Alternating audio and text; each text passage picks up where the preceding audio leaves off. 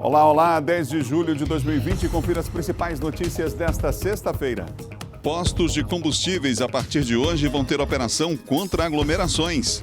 Em Imperatriz, unidades básicas de saúde da zona rural vão passar por mudanças. Veja também uma entrevista sobre a violência contra a mulher nesse primeiro semestre. Tem as dicas para o seu final de semana no nosso Guia Cultural. E no quadro Bem Viver, saiba mais sobre as ações de vigilância, prevenção e controle das hepatites virais. Fique ligado na TV Difusora e tenha um bom dia, Maranhão.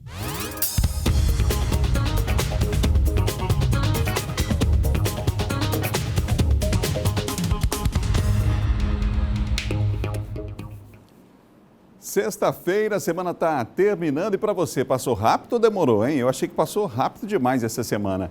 Vamos lá, sexta-feira já começou e você ligado com a gente, um ótimo dia para você, para sua família, para você que nos acompanha em todo o estado aqui com o Bom Dia Maranhão, primeiro telejornal da TV Maranhense. São 7 horas e 1 minuto até as 8 horas da manhã, a informação não para aqui no Bom Dia e a gente tem daqui a pouco Silvão Alves de volta falando de segurança, Diogo Trim fala de política e muito mais.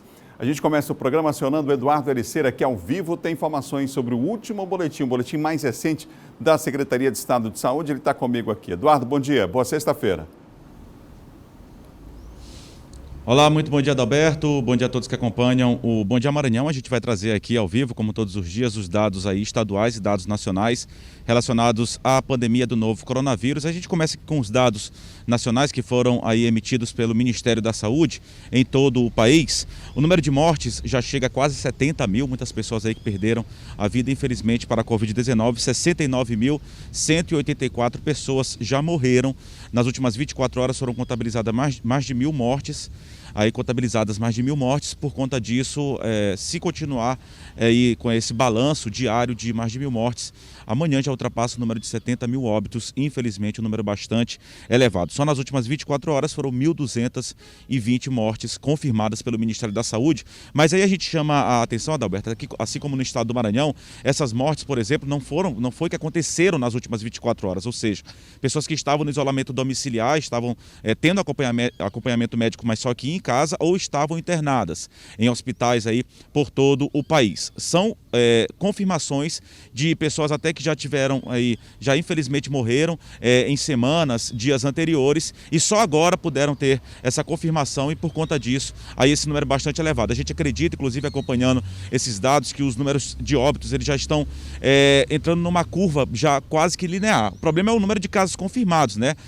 Houve flexibilização em muitos locais, muitas pessoas estão deixando de respeitar as recomendações, principalmente de distanciamento social e a questão da utilização de máscara, que evitam aí o contágio pelo novo coronavírus, e a questão dos novos casos, aí sim, esses são nas últimas 24 horas, não tem aquela questão de foi dias, semanas anteriores, esses sim são números fiéis, números reais das últimas 24 horas, continua bastante elevado, aí sim tem que ter um controle ainda maior. Ao todo, o país já contabiliza 1.755.779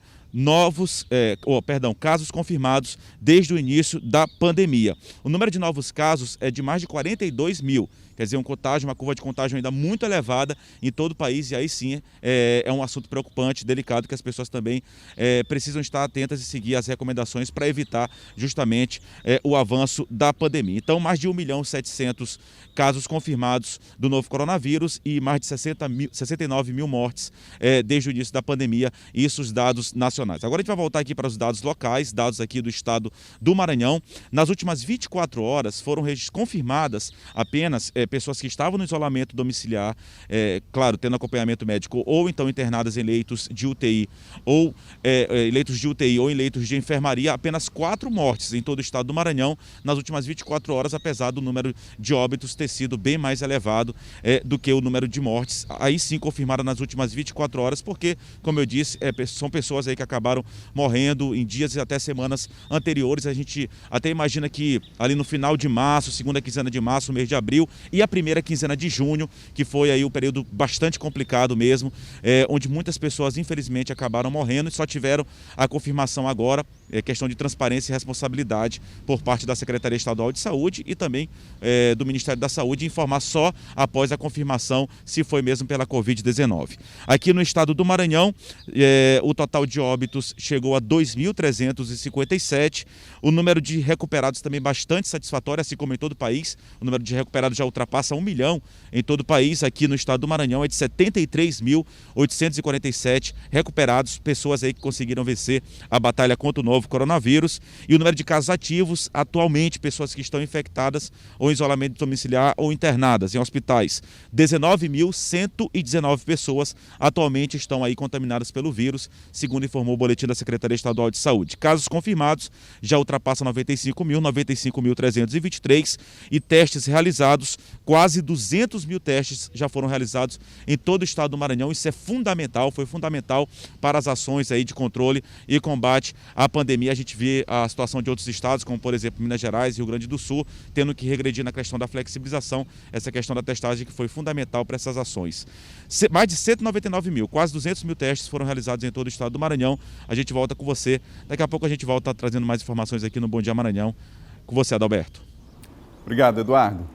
O número de recuperados da Covid-19 no estado chega a mais de 73 mil pessoas.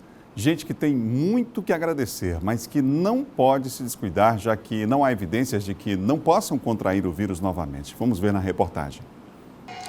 Nesta quinta-feira, mais uma pessoa recebeu a alta do hospital universitário após se recuperar da Covid-19. Dona Luzia Angelita Costa Almeida, de 73 anos, voltou para casa após 90 dias de internação. A idosa chegou a apresentar um quadro gravíssimo. A paciente, que é diabética, foi a segunda admissão no serviço e seu período de internação é até agora o mais longo registrado na unidade. Na saída, muita comemoração dos profissionais da saúde para Dona Luzia, que lutou bravamente pela vida. Mas nem todo mundo que foi contaminado pela doença necessita de internação. Na casa do Keiton, ele, a mulher e as 2 filhas tiveram a Covid-19. Eles se recuperaram em casa, mas o biólogo lembra que os sintomas deixaram todos 4 de cama por alguns dias. Inicialmente, a gente apresentou um quadro febril, seguido de calafrios, uma dor intensa de cabeça, o globo ocular estava querendo praticamente sacar, né? Então a gente teve todos os sintomas característicos, né? Inclusive os médicos constataram isso. Segundo especialistas, ainda não há evidências científicas de que quem contraiu a Covid-19 não irá se contaminar novamente. Além disso, os efeitos do vírus a médio e longo prazo são desconhecidos.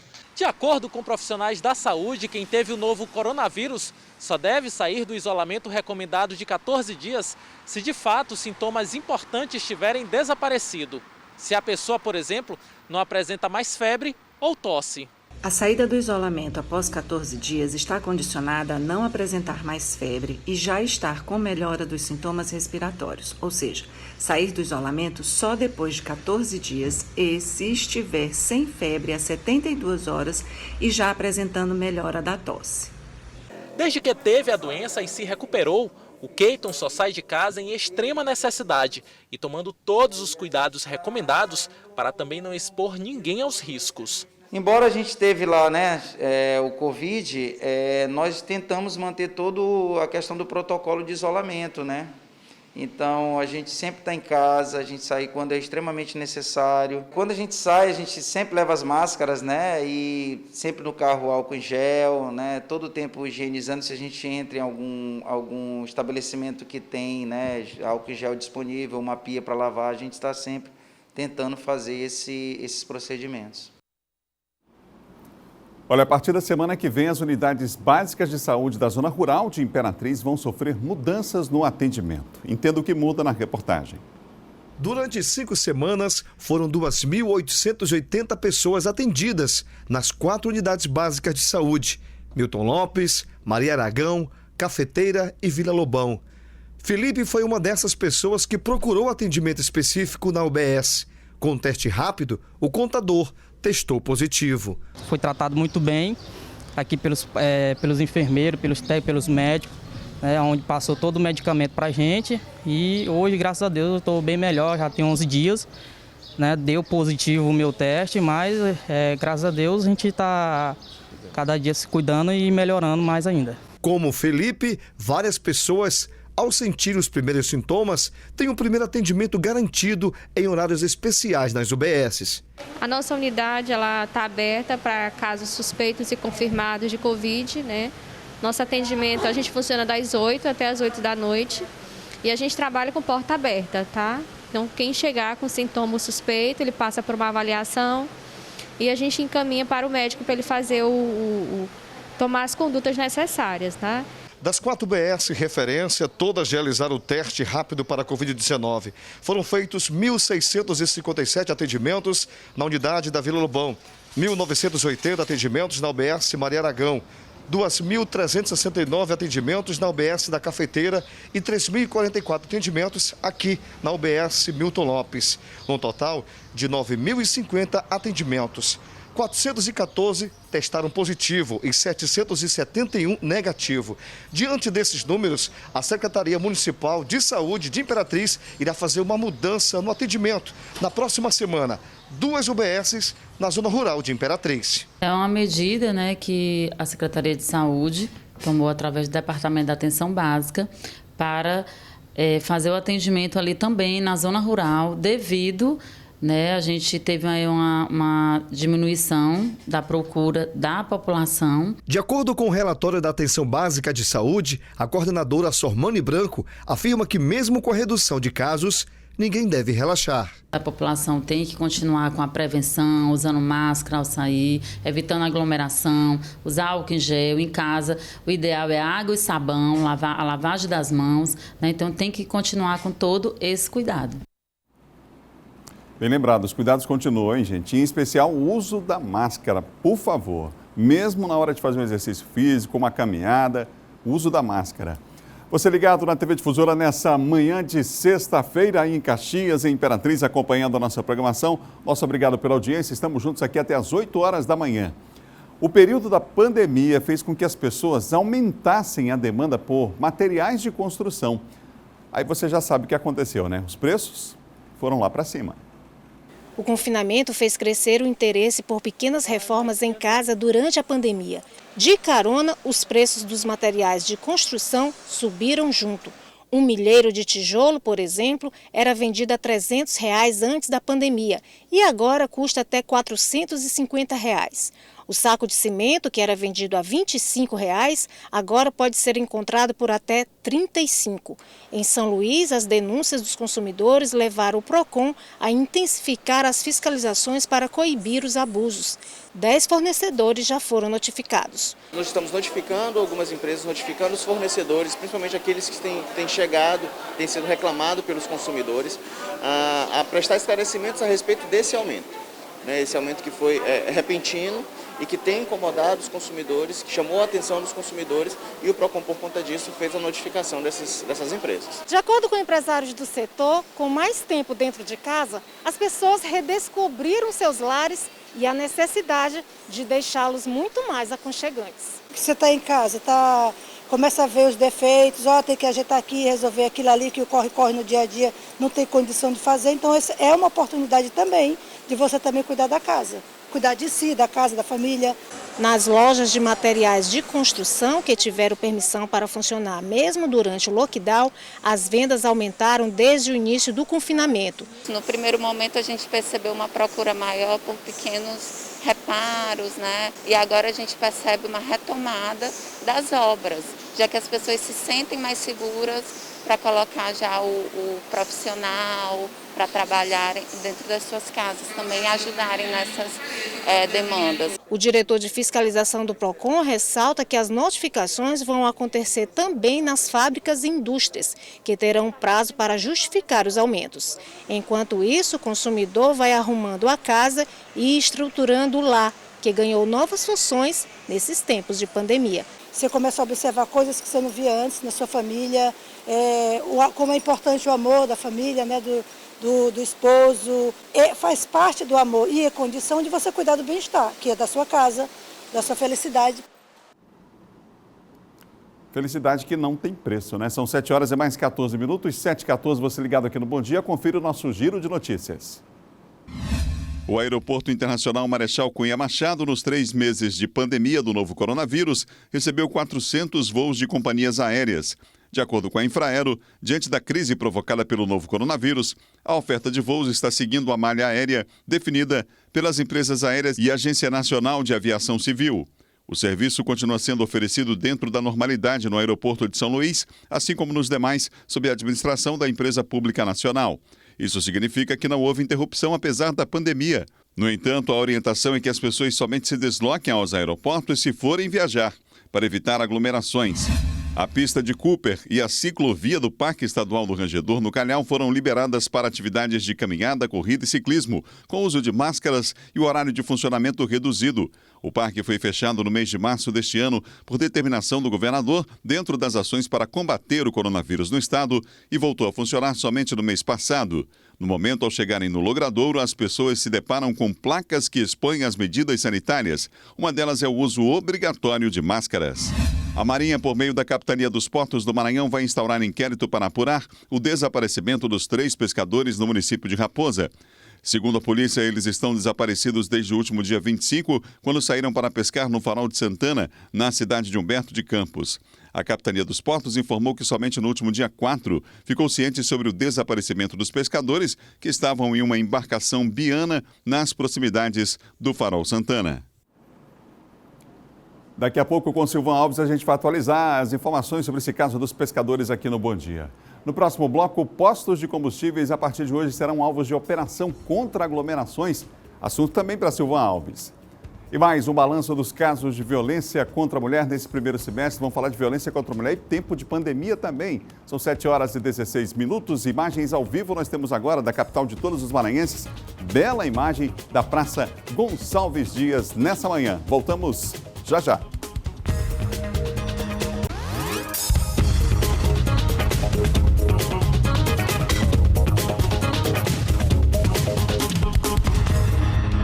Você ligado no Bom Dia Maranhão, são 7h19, 7h19. E atenção, informação para você importante, hein? Termina hoje a inscrição do SISU. Pela primeira vez serão ofertadas vagas na modalidade à distância. Hoje é o último dia. Estudantes que participam, portanto, do Exame Nacional do Ensino Médio podem se inscrever até hoje no Sistema de Seleção Unificada, hein? Serão oferecidas mais de 51 mil vagas em instituições de ensino superior no país. E aí, pela primeira vez, como a gente falou, além dos cursos de graduação presenciais, também agora à distância. Vamos a informações aqui, porque a partir de hoje os postos de combustíveis da capital serão alvo de uma operação contra aglomerações. O Eduardo Ercira está com a gente. Eduardo, foram várias as denúncias, as imagens mostraram, né? Uma loja de conveniência foi interditada, mas agora é uma operação geral, né, Eduardo? Pois é, Adalberto. Inclusive, a gente acompanhou, né, denunciou aqui durante os telejornais, durante a nossa programação aqui na TV Difusora, essa situação. Foi no último final de semana, uma situação que já havia se repetido em outros finais de semana, no último fim de semana também. A vigilância sanitária acompanhada pela Polícia Militar foi até o local. Eu mesmo acompanhei essa operação por parte dos órgãos, é a operação sempre conjunta, Polícia Militar, Vigilância Sanitária, tem outros órgãos também envolvidos, a exemplo do PROCON. Essa loja de conveniência acabou sendo interditada, claro, tem aí o direito à defesa, mas acabou sendo interditada por conta dessa aglomeração, venda de bebida alcoólica, enfim. E o posto de combustível ele foi notificado, já que essa loja de conveniência ela fica em um posto de combustível, a conveniência foi interditada e o posto de combustível foi notificado, que fica localizado na estrada de Ribamar, aqui na região metropolitana. Neste fim de semana também, segundo a Polícia Militar, vai acontecer uma blitz, uma operação aí gigantesca para realizar essas abordagens, né, essas vistorias para saber se essas novas aglomerações, se de fato essa cena vai se repetir em outros locais. Por conta disso, a Polícia Militar vai realizar essa blitz, essa operação em vários bairros aqui da Grande Ilha de São Luís, na região metropolitana, justamente com o intuito de inibir que essas cenas se repitam, essas aglomerações se repitam aí. A gente lembra que ainda o período é de pandemia, o período ainda é para que as pessoas sigam as recomendações. As imagens que a gente pôde perceber, não havia nenhum tipo de distanciamento social, a grande maioria das pessoas não utilizava máscara, enfim. Então, uma situação delicada que pode aí ser delicado e pode preocupar ainda mais para o contágio do novo coronavírus, e não é de controle nenhum em relação a essa questão da pandemia, a pessoa que não evita o distanciamento e não utiliza máscara. Então, por conta disso, a Polícia Militar, inclusive, repassou algumas recomendações para algumas lojas de conveniência. A Polícia Militar, o próprio governo do estado, secretarias vêm se reunindo e repassando informações à classe empresarial que retirem, por exemplo, algumas conveniências que trabalham com mesas na parte externa, que possam fazer a retirada dessa mesa, não passe a madrugada toda com essa mesa, porque do lado de fora, porque pode gerar aglomeração, pode gerar a aglomeração de pessoas, pode incentivar que as pessoas procurem essa conveniência, então que retire essa mesa no período da madrugada para que as pessoas não possam sentar, enfim, fazer consumo de álcool. Elas podem permanecer abertas dentro do horário previsto no decreto, mas seguindo algumas medidas aí, recomendações que a gente já sabe já foram adotadas para evitar essa aglomeração. Então, acontecendo hoje, na parte da noite, madrugada, essa operação da Polícia Militar, não foi confirmado se vai se estender durante todo o fim de semana, mas pelo menos está confirmado para essa sexta-feira, justamente para evitar aquelas cenas lamentáveis e preocupantes, que é a grande aglomeração de pessoas e também não utilizando máscara, que pode aí ser preocupante e delicado para essa questão ainda de pandemia do novo coronavírus. A gente volta com você, Adalberto Melo, desejando um ótimo fim de semana a todos.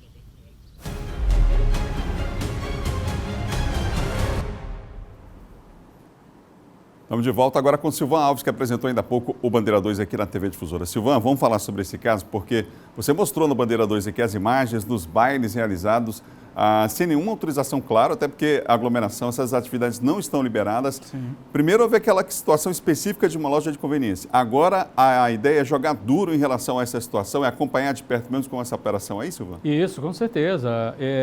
A Polícia Militar, que tem esse papel da prevenção, a polícia preventiva, não é? Tem que fazer esse trabalho. E outra coisa, Adalberto, é preciso também que sejam aplicadas, com o exemplo do que aconteceu nesse posto ali da Maiobinha, que foi o caso mais específico e que resultou numa ação da vigilância sanitária com a interdição lá da loja de conveniência, que também sejam feitas nesses outros locais, não é? Só aplicar as sanções, as penalidades que estão previstas e também as multas, não é, que estão previstas, só assim, quem sabe, se consegue reduzir esse índice de pessoas aglomeradas no posto de combustível. Há uma legislação específica, independente de que haja o período da pandemia, não é permitido que é esse tipo de aglomeração, esse tipo de situação no pátio do posto de combustível. É bom lembrar que tem uma situação econômica aí, tem uma situação ligada à atividade econômica exercida ali, por exemplo, pelas lojas de conveniência, é que essas lojas, claro que lucram com a venda de bebida. Sim. Muitos lugares, eu já tive a oportunidade de conversar com os funcionários, dizendo que a questão do som, eles geralmente impedem, né, em determinado horário, pedem pelo menos, às vezes eles mesmos ligam para a polícia dizendo que estão abusando do som, mas a venda de bebida, ela acontece ali e aí por conta dessa situação, você vê a aglomeração de pessoas aí, enorme, um número grande de pessoas, grande, uma situação que acontece em todo o país. Em todo o país, é verdade. Olha, e lá não é bar, né? Sim, lembrar claro, disso, posto de gasolina não é bar. A questão das mesas acaba chamando também atenção, as pessoas, exatamente. É melhor tirar, uma boa medida também. Vamos falar dos pescadores desaparecidos do município de Raposa. Silvan, qual é a informação que você tem? Olha, hoje nós mostramos um vídeo inédito, Adalberto, que é o vídeo que mostra a última imagem desses pescadores, o momento em que eles zarparam, né? Deixaram o Porto do Braga, lá no município de Raposa. Essa é a única imagem que tem e que nós mostramos aqui com exclusividade aqui na TV Difusora. E o Gugu Maranhão, que é um desses pescadores desaparecidos, ele faz uma narração dizendo que o tempo que o vento está muito forte, não é? O mar está muito agitado e que eles estão partindo para um local distante, que seria, no caso, o Farol de Santana. Ali são os objetos, né, que comprovam que esses objetos estavam realmente na canoa ou estavam na embarcação, que são os objetos que já foram recolhidos antes. Mas até agora não há nenhuma pista. As buscas devem ser retomadas agora de manhã. O CTA, a Capitania dos Portos, o Corpo de Bombeiros, devem daqui a pouco retomar essas buscas para tentar localizar esses 3 pescadores que ainda continuam desaparecidos. Parabéns à tua equipe, Silvan. Esse vídeo é importante, é um vídeo exclusivo. A gente lembra mais uma vez, rodou ainda há pouco aqui, rodamos em primeira mão. E ali ficam as imagens claras de alguns objetos, como você falou. Sim, comprovando que os objetos eram da canoa realmente. Eram da canoa.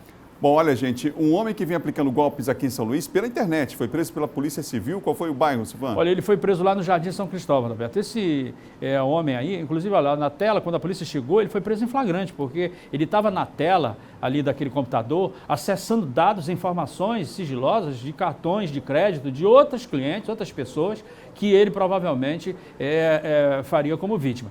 Ele comprava objetos com cartões de crédito das pessoas, comprava objetos pela internet e depois ele revendia esses objetos pela OLX, como se fossem objetos adquiridos de forma lícita. Então a polícia já tinha vários, só nessa semana ele teria faturado algo em torno de R$10 mil em venda, comercialização de mercadorias, comprando com o nome dos outros, comprando com documentos e cartões de crédito de outras pessoas. Ele foi preso porque, além do mandado, ele foi pego, como já disse, em situação de flagrante, porque quando a polícia chegou lá ele estava com a tela do computador aberta, né, em plena atividade, ou seja, fazendo novas vítimas aí nesses golpes aí na internet.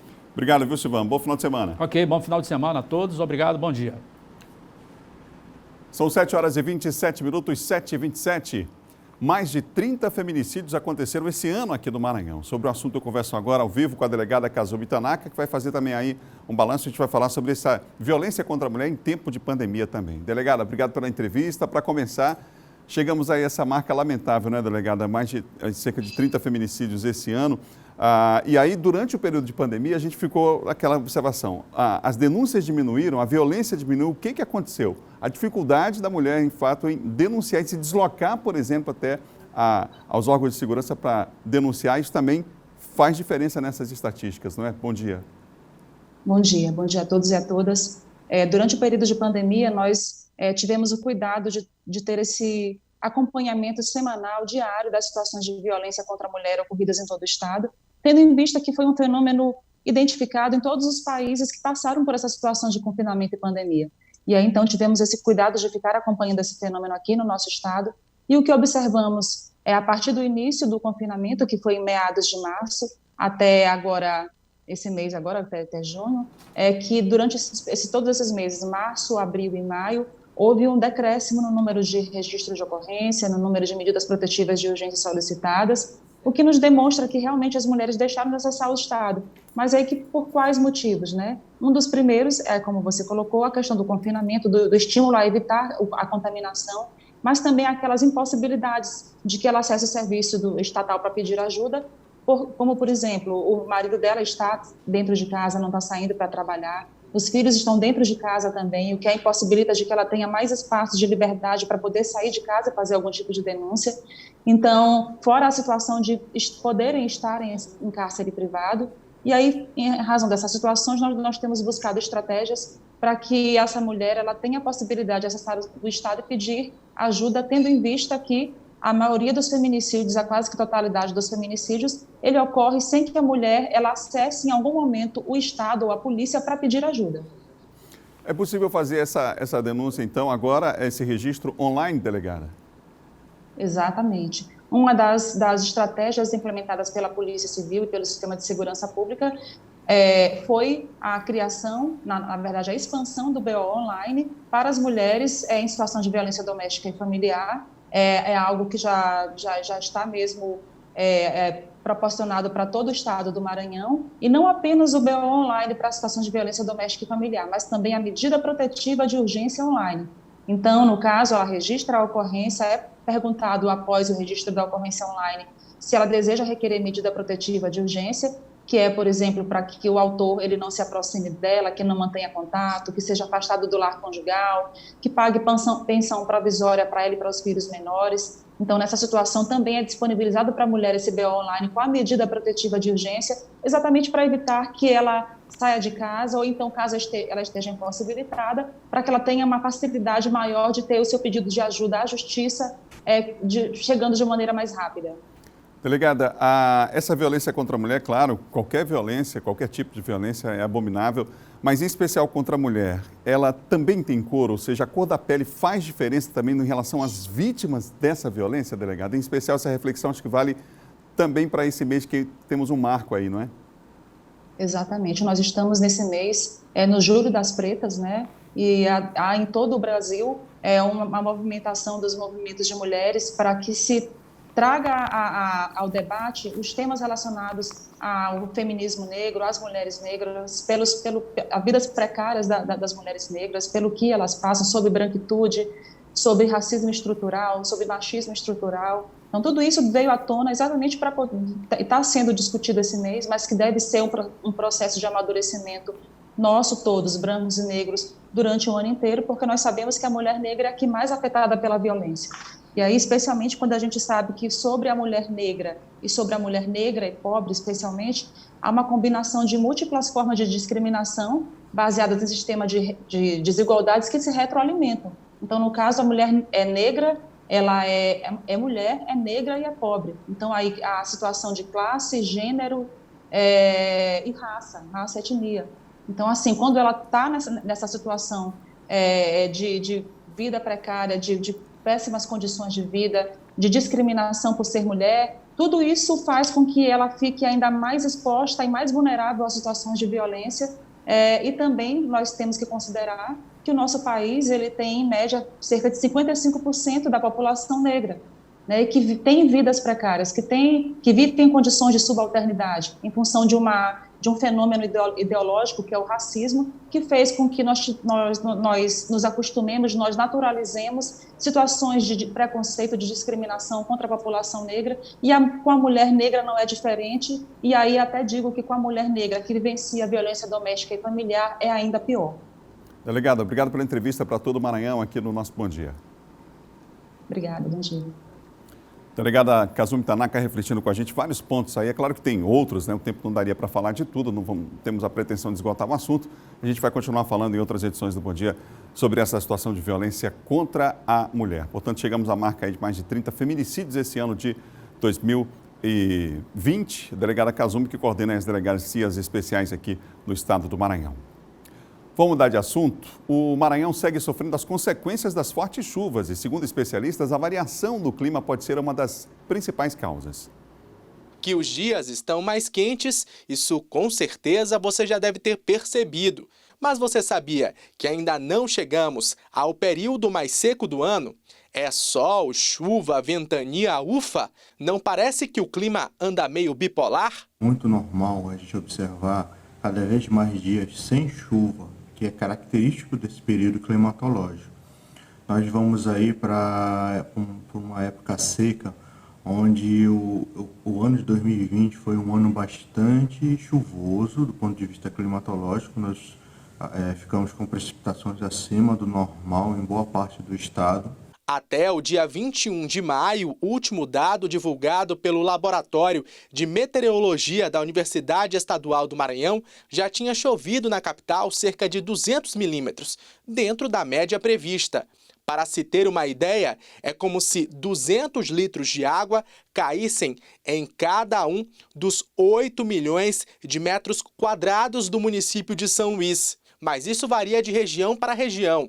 É muita chuva. Um dos principais problemas deste período de transição são as alterações no mar. Os ventos estão mais fortes e as correntes marítimas mais intensas, combinação que pode causar acidentes marítimos. E o alerta vai principalmente para o litoral ocidental do estado, que compreende os municípios de Humberto de Campos e Tutóia, na divisa do Maranhão com o Piauí. Nesta fase, ocorrem algumas mudanças ambientais de natureza climatológica, especialmente com relação aos ventos e às correntes marítimas. Recentemente, se observou aí o desaparecimento de alguns pescadores do município da Raposa, que se deslocaram para o litoral oriental para efetuar a pescaria. Segundo as informações, eles desapareceram próximo da ilha de Cangatã. A ilha de Cangatã é uma ilha que fica entre a Baía de São José de Ribamar e a Baía de Tubarão, no litoral oriental. Nessa região, os ventos são muito mais fortes do que na região do litoral ocidental. E isso pode ser uma das formas que tenha causado o desaparecimento desses pescadores. Olha, com o aumento da chuva, o nível do reservatório do Batatã também subiu. Vamos ver na reportagem. O reservatório está operando no momento com a capacidade máxima. O nível da água já atingiu os 10 metros de altura, resultado do período chuvoso bastante intenso nesses primeiros meses de 2020. As precipitações esse ano foram maravilhosas, podendo recarregar toda a nossa barragem. Então, dessa forma, não teremos nenhum problema de falta de abastecimento de água nesse período de estiagem até 2021. O reservatório não alcançava essa marca desde 2009. O Batatã é responsável por abastecer mais de 100 bairros de São Luís, quase todos eles localizados na região central da cidade. Entre os anos de 2015 e 2016, o Batatã atingiu o estágio mais crítico. A quantidade de água não chegava a 1% da capacidade total, uma realidade bem diferente de agora. Dessa maneira, a população atendida ficará livre por um bom tempo do racionamento de água. Com essa produção aqui, que a gente tem de aproximadamente 283 litros por segundo dessa nossa barragem, a água para o centro está garantida e a gente está fazendo o máximo para conseguir manter toda a produção para abastecer a população de São Luís. É um sistema que a CAEMA adotou para poder abastecer com o máximo de qualidade possível todos os bairros da capital. Além das chuvas, o reservatório também sofre forte influência da degradação ambiental. A preservação de toda a vegetação no entorno é fundamental para que o Batatã cumpra eficientemente com a função dele. Tanto em se tratando de anos secos, como de anos normais, como ainda de anos chuvosos. Então, sem a prática de desmatamento e sem atividades antrópicas que comprometam também a qualidade da água, isso é fundamental para se manter um nível aceitável de abastecimento de São Luís por conta da água do Batatãs. No próximo bloco, nós vamos falar das hepatites virais no quadro Bem Viver. E mais, João Coutrinho, os bastidores da política e tem as dicas do fim de semana no nosso Guia Cultural também. Imagens ao vivo você tem agora aqui da capital maranhense, Avenida Beira-Mar, está ao fundo da Ponte José Sarney à direita. Tempo meio nublado aí no começo dessa manhã de sexta-feira aqui em São Luís. A gente volta já já.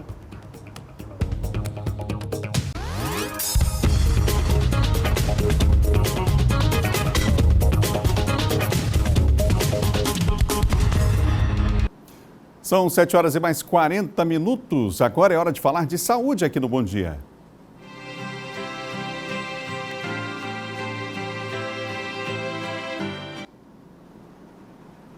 Nós estamos no mês de julho e este mês uma campanha tem o objetivo de reforçar as ações de vigilância, prevenção e controle das hepatites virais. Sobre o assunto eu converso com a médica gastroenterologista e hepatologista Ana Leatrice Sampaio. Doutora Ana, bom dia, é um prazer tê-la aqui no Bom Dia Maranhão. Eu queria começar falando sobre esse aspecto da campanha, né? Essas datas são sempre um marco, são importantes para que as pessoas possam refletir mais sobre temas dessa natureza, tão importantes como esse da área de saúde, não? Sim, bom dia a todos, é um prazer para mim estar aqui com vocês, podendo repassar para vocês algumas informações sobre a campanha do Julho Amarelo. Então, o Julho Amarelo, desde 2019, ele foi um mês instituído para reforçar as campanhas que já existem no decorrer do ano todo com relação ao combate e a prevenção das hepatites virais, que são uma causa importante de doença e de mortalidade na nossa realidade. Doutora, no caso da hepatite, nem sempre os sintomas são tão claros assim, né? Mas o que a gente pode falar sobre esses sintomas? Sim, as hepatites, na verdade, elas são um processo inflamatório do fígado, elas significam a inflamação do fígado. Essa inflamação, ela pode decorrer tanto de causas virais, quanto as hepatites podem ser relacionadas a medicamentos, a substâncias tóxicas, ao próprio álcool. Especificamente no caso das hepatites virais, que é o objetivo da campanha do Julho Amarelo, que são as hepatites designadas pelas letras do alfabeto, que vão de A a E. A gente aqui vai ressaltar principalmente as hepatites A, B e C, por serem mais frequentes. Então, essas hepatites, elas têm, em geral, uma forma aguda, em que o indivíduo pode apresentar sintomas como mal-estar, enjoo, náusea, e às vezes, na minoria dos casos, apresentam a questão da icterícia, que é a coloração amarela dos olhos e da pele. Esses indivíduos, depois de passarem por essa fase aguda, eles podem evoluir para a fase crônica. Isso falo com relação às hepatites B e C. Em geral, a hepatite A, ela é uma doença mais comum na infância. A transmissão é através fecal oral, é através do contato com água contaminada por fezes, água e alimentos. E ela geralmente tem cura espontânea. O próprio organismo do indivíduo encarrega de se curar. Com relação às hepatites B e C, que a gente quer chamar a atenção da população é que existe mais de 1,5 bilhão de indivíduos no Brasil infectados, e essas doenças, elas evoluem de forma assintomática, ou seja, o indivíduo tem a doença, pode evoluir para a cirrose e até mesmo para o câncer de fígado e não apresentar sintoma algum. Então, com relação ao Julho Amarelo, nosso foco é principalmente no tocante às hepatites B e C, que são aquelas que o indivíduo pode não ter sintoma algum e ser portador crônico da doença, e além de adoecer, ele pode transmitir. Então vamos falar então da hepatite B, por exemplo, que é o segundo tipo com maior incidência, não é? Quais são aí os cuidados, a melhor forma de prevenção, doutora? Sim, a hepatite B, com relação ao nosso estado, ela é a segunda mais frequente das hepatites virais, ela é mais comum nos estados da Amazônia Legal, então a gente sendo pré-Amazônia e Amazônia, a gente tem uma prevalência muito grande de hepatite B aqui. Inclusive tendo uma área no estado de maior prevalência, que são aqueles municípios ali do Baixo Munim, né? Aquela região ali que entra Morros, Axixá, até chegar em Barreirinhas, incluindo Urbano Santos e outras cidades. Então, a hepatite B, ela é uma doença de transmissão principalmente sexual e através do sangue, né? Através de transfusão sanguínea, mas a transmissão é principalmente sexual. Então, a gente chama a atenção da população para a importância no uso de preservativo nas relações sexuais como uma forma de prevenção dessa doença. Ela é uma doença que tem vacina, então é uma doença que pode ser prevenida através da própria vacinação, e o indivíduo hoje, ao nascer, inclusive nas regiões do interior, ele já recebe a vacina, a primeira dose da vacina ao nascer.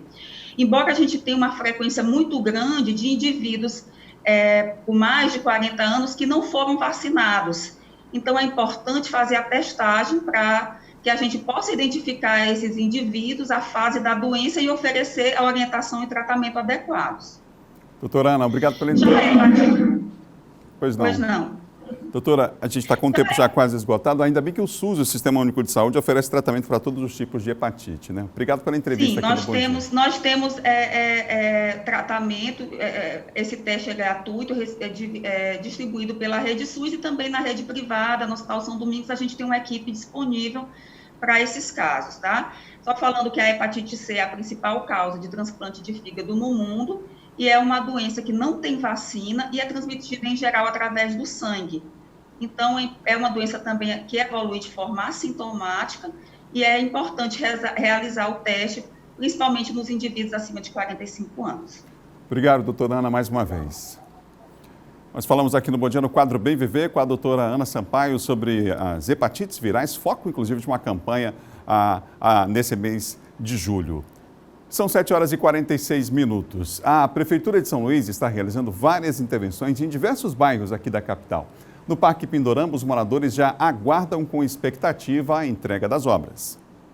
As intervenções estão sendo realizadas em avenidas e ruas do Parque Pindorama. O local apresenta sérios problemas de infraestrutura, que aos poucos vão desaparecendo. Dona Elcimar, que já mora no bairro há mais de 30 anos, comemorou a chegada das máquinas após 3 décadas. Agora eu espero, maravilha, que seja concluído mesmo, com certeza. E que seja uma coisa boa, porque aqui é muita enxurrada, né?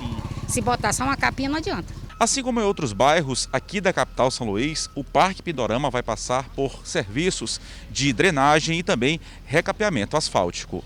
São 200 frentes de trabalho espalhadas por toda São Luís. Os serviços foram intensificados com a diminuição das chuvas. Desde a existência do conjunto, vai ser a primeira vez que vai ser contemplado com uma pavimentação em toda a sua extensão. Além da pavimentação do Parque Pindorama, estamos vindo uma vistoria lá na Liberdade, né, urbanizando o canal da Vila Sésamo, uma espera mais de 30 anos por isso. E essa urbanização vai dar saúde pública, vai dar dignidade, vai valorizar as unidades residenciais daquele bairro. A comitiva tem acompanhado o andamento do programa São Luís em Obras, que tem melhorado a infraestrutura e mobilidade urbana nos bairros da capital. Estamos aqui no Parque Pindorama também trazendo o programa São Luís em Obras e executando tanto implantação quanto recap. São serviços que vão ser executados de pavimentação asfáltica aqui, cerca de 6 quilômetros entre pavimentação e recap e implantação que nós iremos realizar aqui neste bairro.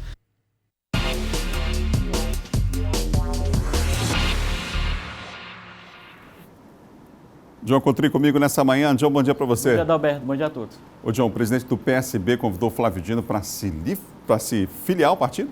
Quer tirar o governador do PCdoB, não é? Pois é, Adalberto.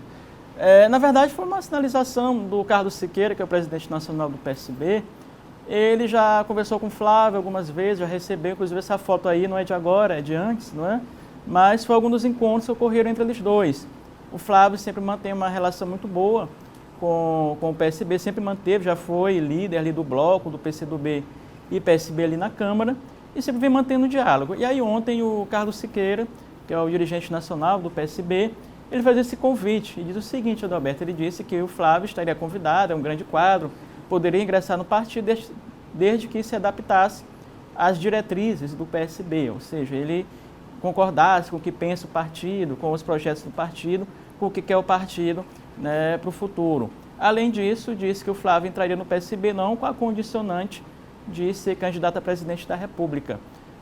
Ou seja, que ele poderia entrar no partido, mas que a questão de candidatura presidencial seria definida mais na frente.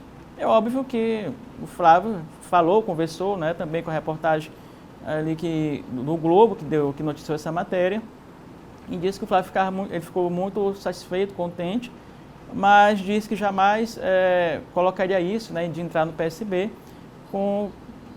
colocando na mesa ali com prioridade a candidatura a presidente da República, seria um desrespeito. Mas, claro, óbvio, Adalberto, que o Flávio ficará no PCdoB. Primeiro, o PCdoB é um partido que dá total garantias para o Flávio de qualquer projeto que ele queira, ou de senador, ou de deputado, ou de presidente da República. É um partido que dá segurança e tranquilidade para o governador Flávio Dino. Portanto, acho dificilmente ele ingressaria aí, arriscaria, né, ir para o PSB sem ter a garantia de que tivesse o projeto dele pelo menos alinhado aí a 2022, que seria uma candidatura a presidente. Então, eu acho muito difícil ele, neste momento, sair do PSB, sair do PCdoB e ir para o PSB. Isso, claro, Alberto, foi um gesto também relacionado aqui à política local. Sim. Nós temos o Bira do Pindaré, pré-candidato a prefeição pelo PSB, e foi um gesto também aí no sentido até de, né, querer fortalecer a candidatura do Bira, né, em relação aí o campo governista aqui do grupo do governador Flávio Dino. João, falar em candidatura, o Laurence Melo declara o apoio à candidatura, pré-candidatura, no caso do Rubens Pereira Júnior, e o PT está perto de fechar um acordo aí com o PCdoB, mesmo está mais perto agora? Muito perto, a gente falando isso durante a semana toda, e confirmou o que nós dissemos ontem, Adalberto, confirmou essa proximidade do PT com o PCdoB. Você pergunta, mas o que o Laurence tem a ver com isso? O Laurence, primeiro, é presidente da MOB, né? É uma indicação do PT. O Laurence, MOB é a Agência de Mobilidade, né, do Estado. O Laurence é muito ligado, muito próximo ao presidente municipal do PT aqui em São Luís, vereador Honorato Fernandes. Então, a partir do momento que o Laurence apoia o Rubens Pereira Júnior, é como se fosse uma sinalização nítida e clara de que o presidente municipal do PT, o Honorato Fernandes, né, também apoia o Rubens, ou seja, há uma aliança, portanto, bastante próxima de ser fechada aí entre PT e PCdoB, que inclui, Adalberto, a questão do âmbito federal, o plano federal entre os dois partidos, já que o PCdoB também, né, e PT tem feito dobradinha em outras capitais, em outros estados, atende aos interesses dos dois partidos. Eu até arrisco dizer o seguinte, Adalberto, que o PT deve indicar o nome do vice, do Rubens Pereira Júnior. Essa informação aí está dando em primeira mão a essa grande possibilidade. Portanto, além do PT fechar apoio com o Rubens, indicar também a vice e também entraria aqui na campanha. Isso deve ser fechado, essa aliança deve ser fechada até o final do mês. E quem vai entrar na campanha aqui em São Luís, com certeza, sem dúvida, é o ex-presidente Lula. Obrigado, John. Até segunda. Será que vai chover hoje, gente? É a previsão do tempo que está chegando. A gente começa com São Luís, porque a previsão para a capital maranhense nessa sexta-feira é de céu parcialmente nublado com possibilidade de chuva isolada. Olha a mínima, 25, a máxima 31 graus. Na segunda maior cidade do estado, Imperatriz, céu parcialmente nublado, baixa probabilidade de chuva. Mínima de 21, máxima de 35. Em Caxias, céu parcialmente nublado, possibilidade de chuva isolada. Mínima de 22 e máxima de 33. Parceria do Sistema Difusora com o Lab Médico Laboratório de Meteorologia da Universidade Estadual do Maranhão. Bom, e agora?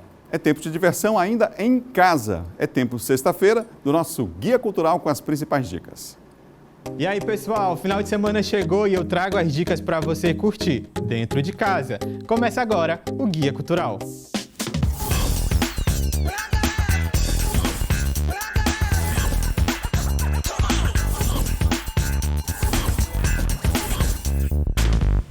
Hoje, Cláudia Leite comemora seu aniversário junto com seus fãs, na live que começa a partir das 19h30. Me pergunto se eu não entendi errado, grande amizade com estar apaixonado. Hoje, às 20 horas, tem Muito Arrocha com Silvano Salles, o cantor apaixonado.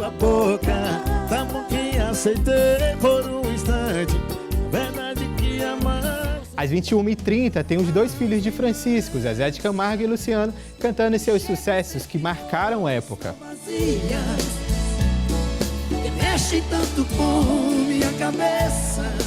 Sábado é dia do forró. Começa às 15 horas com Mastruz com Leite. Às 16 horas tem Raíssa e a Rodada colocando todo mundo para fazer o piseiro. Já às 20 horas tem uma das lives mais esperadas, Wesley Safadão e Xande Avião, com a live Tamo Junto. Xande Avião, Safadão e o que é Xande? E a torcida do Brasil, vai Safadão! No domingo ao meio-dia você almoça ao som de um bom samba com Diogo Nogueira. Descobri você, minha paz. Margarete Menezes chega para colocar todo mundo para dançar a partir das 19 horas. Ele é de boa, cidade encantada, ele é de boa, sua majestade real. Essas foram as dicas do final de semana. Eu vou ficando por aqui.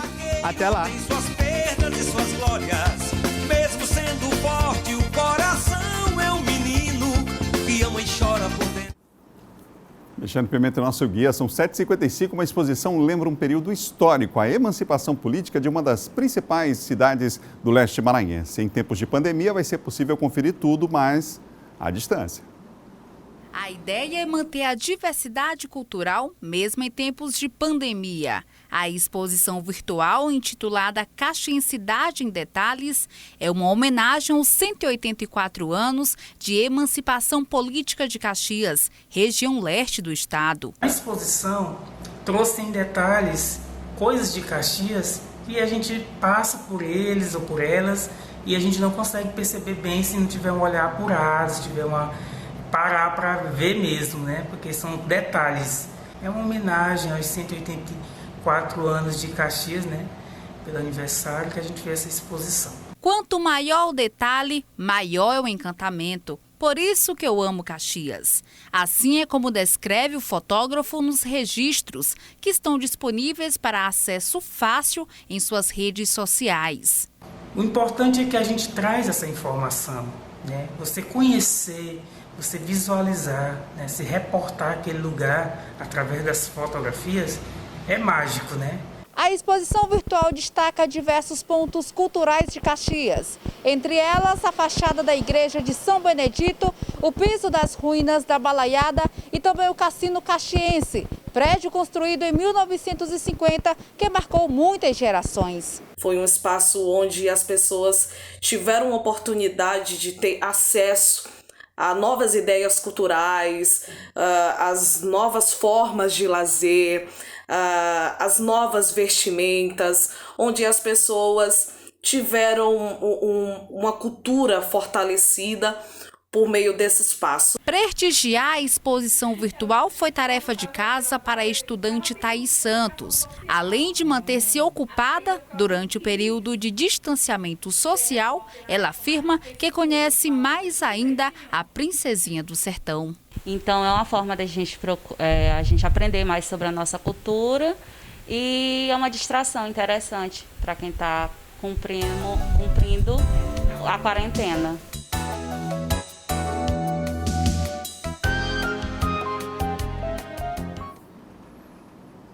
Legal, bonita exposição, vale a pena à distância, mas aí fica com mais uma opção também para quem vai ficar em casa, não é? Bom Dia Maranhão termina agora, outras notícias você confere no nosso portal M10. Segunda-feira a gente está de volta depois do Bandeira 2, vamos falar do nosso quadro Trabalho e Emprego, hein? Vamos falar de competências nesse tempo aí de pandemia em especial, você que está aí querendo se encaixar no mercado de trabalho. Segunda a gente se encontra, encontro marcado 7 da manhã, tchau, tchau.